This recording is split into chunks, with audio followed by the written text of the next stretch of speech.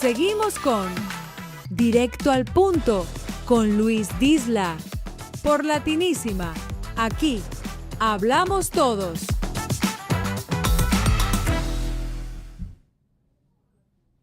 Hola, bienvenidos a todos y hoy un nuevo capítulo en Directo al Punto con Luis Disla. Hoy será un capítulo bilingüe. Hoy tenemos un invitado que habla los dos lenguajes como la mayoría de nosotros. Pero antes de eso quiero decirle lo que he estado haciendo toda la semana. He estado siempre escuchando buena música. Esta semana fue mucho, escuché a Tito Rodríguez, ese álbum que se llama Algún lugar bajo el sol. Sí, Un lugar bajo el sol. Tremendo. El que escuche esos arreglos, fenomenal. Bueno, vamos a empezar con el programa.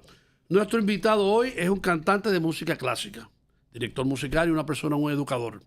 Van a haber ciertas preguntas que van a ser variadas en español y en inglés. Sin más preámbulos, Andres Lasaga. ¿Cómo estás, Andrés? Todo bien, muchas gracias. Sí. Bien. Andrés, ¿qué has estado haciendo? Well, I just came back from Spain, Okay. so it's been just trying to get back to the swing of things. But there was a lot that I learned both in the culture, music. Dived in a little bit into the family history, in particular with my father, revisiting like a memory of his past, and it was ultimately a beautiful experience. And now just coming back, it just gave me some ideas in the ways of like composing, and also just like trying out more music from like Madrid or Cantante, flamenco, all that. Okay. You are a classical singer. You studied here in the United States. Yes, for my undergrad, I studied at New World School of the Arts. All right. Most people think that like I studied in the high school program, but no, there's a college program. It's just very small, but I think a lot of people, maybe I could be wrong, they like to keep it secret that way, so there's more one-on-one time with your professors. And then for my master's, I went to the University of Miami Frost School of Music for vocal performance. Excellent. You do operas? Yes, I do. What operas have you done? Well, my recent operatic project, I went to, I was invited by Opera Naples. Well, I auditioned for them last July, and then I got the invitation to perform the role of Manasatos in Die Zauberflöte by Mozart. And then prior to that, I did with Opera Atelier, I did Don Pasquale with them, but it was a very unique 2.0 version of it. And then this fall, I will be doing a little project of Luisa Fernanda, so I'm very excited about that one. Okay. You also play instruments. You play, what, pianos? Yes, so for me, I play piano, guitar. I'm just picking up a little bit of the mandolin and banjo. A lot of very folk-like instruments, but then there are some that are very social, so guitar and piano would be one of those. Also, because of the fact that I write music, it helps a lot. So you're a composer? Yeah. At the moment I'm also I'm just doing a little bit of some revisions and just doing some extra stuff for a musical that I composed, and we'll be having a workshop concert very, very soon. It'll be announced to be announced very soon of that. I'm very excited because a lot of the musicians that are participating in this project are local based singers that their voices are just so amazing, and I just can't wait for everyone to just hear them out. Great. Besides that, what else do you do? Let's see. 'Cause I know you keep yourself busy. Oh, yes, I do. And people don't understand how busy is that classical world in South Florida. No, it is. One of the other type of things that I like to do to keep myself busy is I read a lot. I do a lot of research because at the moment I am just doing I'm just looking up some information of an opera that I've done here in Miami and back in 2016, and in Italy in 2019, which is Benjamin Britten's The Turn of the Screw. So that opera, and as well as the novel by Henry James, has been it's not like it's a huge obsession, but it really fascinated me. So I've just been doing a lot of research and then writing my own sort of like a thesis, if you will, or a guide to help anyone who gets hired to do that show, because it's such a psychologically insane production that how does one deal with themselves in the realm of the acting and the music from Act 1 to Act 2. So that's something that I like to do a lot. I love to read poetry. This also kind of leans into to when I compose a lot. I tend to read a lot of poetry, whether it be in different languages, even in English. Right now, I have such a huge heart on for Federico Garcia Lorca. So I've been looking at his poetries, especially in New York. His collection of the Cantahundas. I really enjoy them, and so I'm reading as much as I can of his works and trying to put them in music. And it's difficult because he's not your average. He's not your average. How do I put it this way? Like most poetry, you can read the rhythm of it. Right. Lorca's is a little bit different. You have to sort of play around with the way of how he writes. So, but he was a very unique and avant-garde. Yeah. Now, I have another question. Let's say a lot of those operas, they're in different languages. Yep. So you speak different languages, right?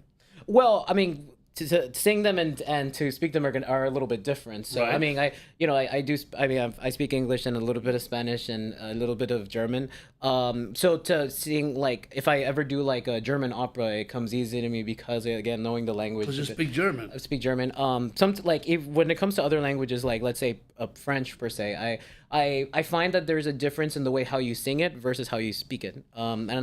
Because there's a musical technique for it, and sometimes, especially since some of the students that we have in the school that you and I teach at, we have a couple of students that speak French, and so I always tell them, if you're gonna sing it, there's always this sort of different technique and how you approach it versus how you sing it, so that way you can tell that there's a smooth connection on how you do it. But as far as the other languages are concerned, yeah, and also Italian, of course, because since You speak a little bit Italian? No, sadly, I don't. So you mostly sing it? It's mostly singing. Most of the operas are in Italian, right? Would you say? Yeah, definitely. And I find that it's the saying that you and I had a conversation one time that if you speak Spanish super well, Italian comes easy. And I mean, because they related. They come from the Latin. And they, the way of how it's stressed, it's like when singing it helps. And Right. Again, it's all when you go to places like New World and like NYU or any of these places that have a really good classical program. I mean, there's always going to be diction classes. So I mean, Italian is going to be the first one that everyone's going to be introduced to, just so that way, phonetically, rhythmically, and just the enunciation is correct. That we're not like butchering it in any way. Let's say if you're a young person who wants to sing opera and get into that genre, what would you pretty much say about that? How could you help them out? Give them something that they would kind of learn from you. Well, one of the things that I do is there's a book that I read, and I brought it to my classroom a couple times, especially to showcase it to my advanced class. It's called the Naked Voice, and it literally says a holistic approach of how, or takes a different approach in how does one go about with the pedagogical aspect of singing. Right. I mean, for us classical musicians, we have the Miller books, which have been a great resource. And I could be wrong about this, but I feel that I feel for those that are gonna start themselves in the realm of classical music, right, it is like it's like intimidating. So with the Naked Voice, I find it that it's a lot easier for them to understand. And then of course, repertoire wise, I always say, cliche of me to say, and especially for any of my classical friends that are watching, the 24 hours in art songs, because they teach you correct rhythm. It's very at the end of the day, it's very academic. And then of course, like simple art songs and folk song arrangements help them. You don't want to. I always find that with any of our students, you never want to just dive into something like hard repertoire that quick. I mean, God bless if there's someone that really wants to take the dive. But to be on the safe side, I think if you introduce them to those 24 Italian arias and art songs, as well as like, let's say if they have like a Spanish, if they like, let's say if they're perfect, they're really good with Spanish, then yes, introduce them to like Spanish folk songs. So at what age would you say that would happen? That's the best age to start doing something like that. Like as a little kid, a teenager? I would probably say, because when I started, I started singing lessons when I was 13, 14 years old. Right. So, like my introduction to music came like before that. I was originally more of a visual artist, but because I was listening to a lot of different musicians at the time in middle school, like Gorillaz and then Josh Groban, and then like obviously the three tenors. That's what really paved the way for classical vocal music, or at So least that's what got you interested. yeah. All right. So how you started music, period? How I started music? Well, Yeah. so it was pretty much like, again, like being like a visual artist. I was just listening to a lot of these artists and a lot of these musicians, and sooner or later I started just humming along to the lyrics. And it wasn't until later on that I started. We're talking what age, pretty much? 12, 13 years old. right. So That's a it great was- age to yeah. start. A So it perfect was, age. and it was already at this point that I sort of had this shift of a love of a different form of art, which was music. And Right. so at one point I would just put the pencil down, and then I would just start like singing like a song like Latin Simone by Gorillaz, which had somebody from the Buena Vista Social Club at the time, and which was really really nice. And then by the time I was introduced to like Josh Groban, that's when I started like saying, okay, maybe I'll I just remember like, when he came out. Wow. oh yeah, everyone's favorite choir boy, as everyone said, Yeah, as everyone's yeah. commented. And then listening to his, the way how he sang, and then trying to vocally assimilate to it, I was just like, okay, I think there's something in here. So then by the time I was in middle school, I was like 8th grade, I decided to switch from art to choir, in which my folks were just saying, are you crazy? So you You started think- singing. yeah. around that. And then Were you already playing an instrument or no? no, just straight up just singing first. Straight up, And then alright. and then they were just like worried. They're like, you think this is gonna be a free A, isn't it? And I'm like, I mean, I'll give it a shot. And sooner or later, I was the only guy in the choir, because it was all female based. And Right. from that point on, from 8th grade all the way towards like 11th and 12th grade, that's when I just continued with them. And of course, there were like different changes of teachers and whatnot. I agreed with some, and then I didn't agree with a lot. But that's how it really came about to be. And so I tried to, at least when I was in high school, transitioning from middle school to high school, to keep the tradition of choral singing, where some teachers kept it more contemporary. But that's when I had to start learning how to be very flexible, We're because talking middle school, no, high school now. high school now. Yeah. Okay, because most of the kids I see in middle school and even high school, the male, they don't want to sing. It's mostly female usually, right? It's a once in a blue moon sort of situation. I find that even like in our high school, like at least for the gentlemen that want to sing, I see that they, like the graduating class that we had, Right. we had like at least, let's see, and then we had like about 4 gentlemen. No, not 4, because I'm missing a couple of others, and 6 gentlemen really that had the That really wants to sing. wanted to sing. And I mean, one of them was an actor as well. So, Right.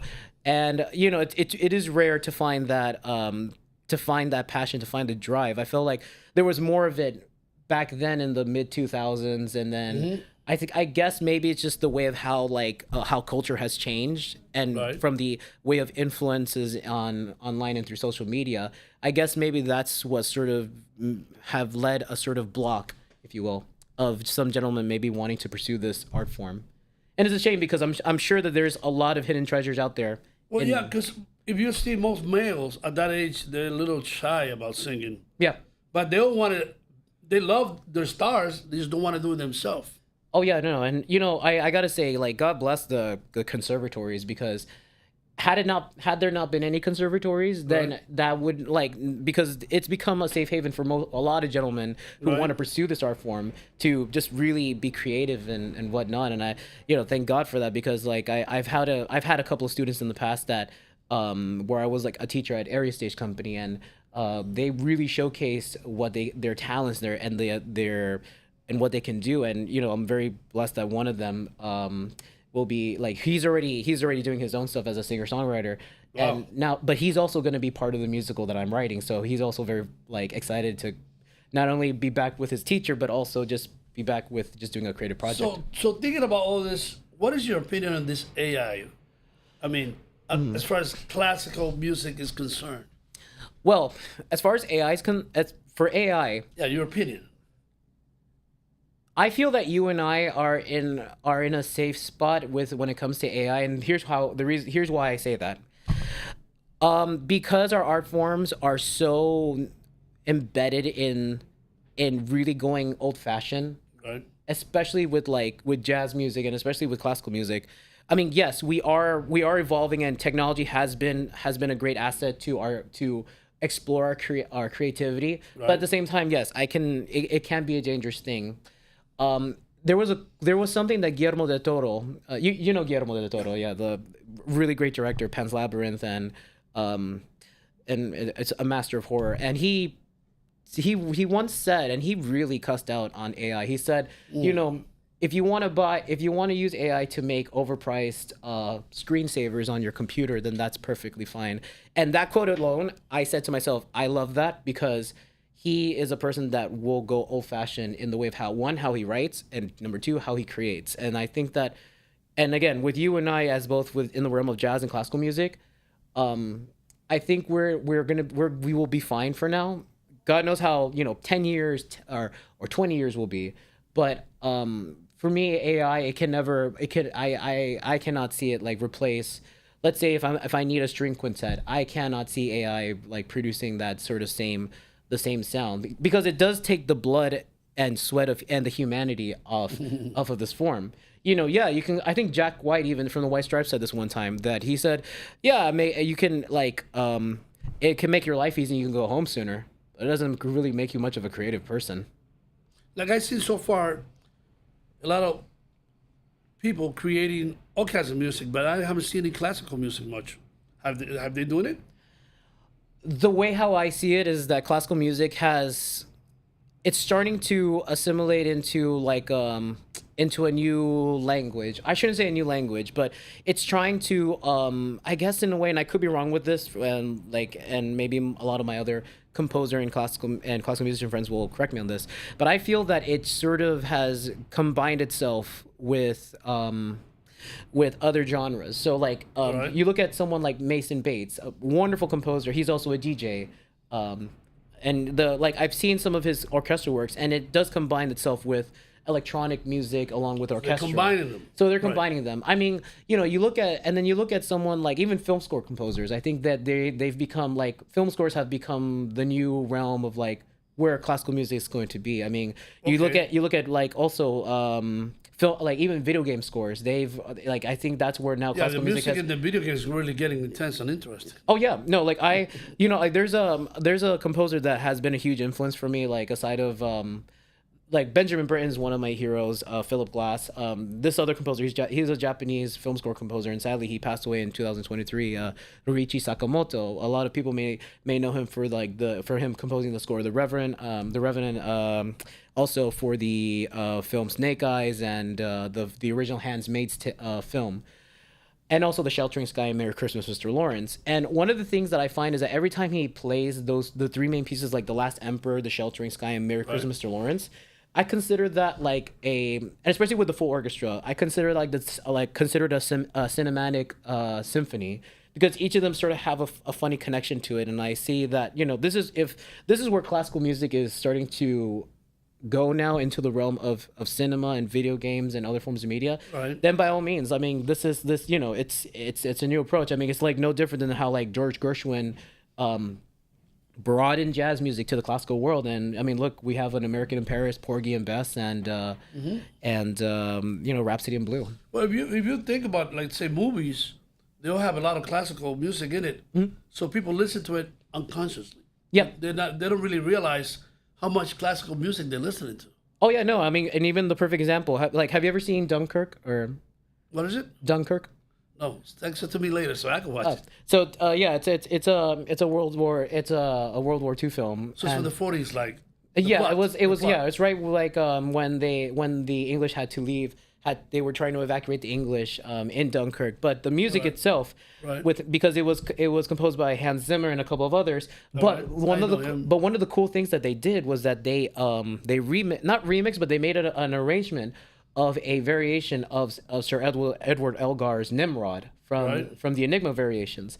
And when you if you paid attention to the opening of Nimrod, it's this. It just starts in the key of G, but they really stretch the entire piece itself, right? So it can sound like it's something that they created, but at the end of the day, it's Sir Edward Elgar's, and they implement a couple of little small hints of electronic music, but nothing too much that it would take away from what Elgar wrote. Right. One question: how's your Spanish? Because I know some of our listeners their English is probably not too good. No, ¿Cómo está tu español? más o menos. So. Más o menos, por eso estamos hablando más inglés, Okay. porque quería la información, pero yo sé que tu español a veces tienes un poco de vergüenza, pero tú lo hablas bien. Lo que tienes que practicarlo un poco más. No, sí. No necesita practicar. Sí, necesitas practicar. Mm. Muy bien. Pues sí, back to English. Yep. What have you been doing lately as far as performance? So people go and check you out. Where could they go later to see you? Have you doing anything lately so they could see, Well, see you? coming back from Spain, again, it's just been like a lot of inspiration that has been coming in my What part of Spain you went to this time? Madrid. Madrid. Y la otra lugares de Granada, Granada. Sevilla y Sevilla. A mí me encanta el mar Mediterráneo. Todo eso. Murcia, Málaga, Alicante. Me encanta sí. todo eso. Y Zaragoza. Zaragoza, wow. Yeah, Sí, yo soy loco con España. Ustedes que lo saben ya.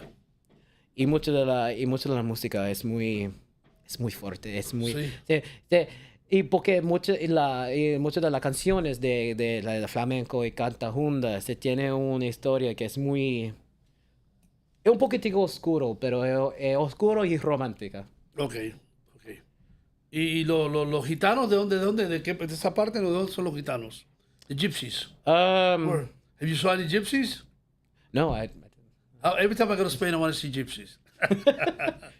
but no, because of that, it's been giving me ideas to write. And again, with Federico García Lorca, porque yo tengo una colección ahora de poetas de Lorca. Okay, las poesías. Las poesías, disculpe. Sí.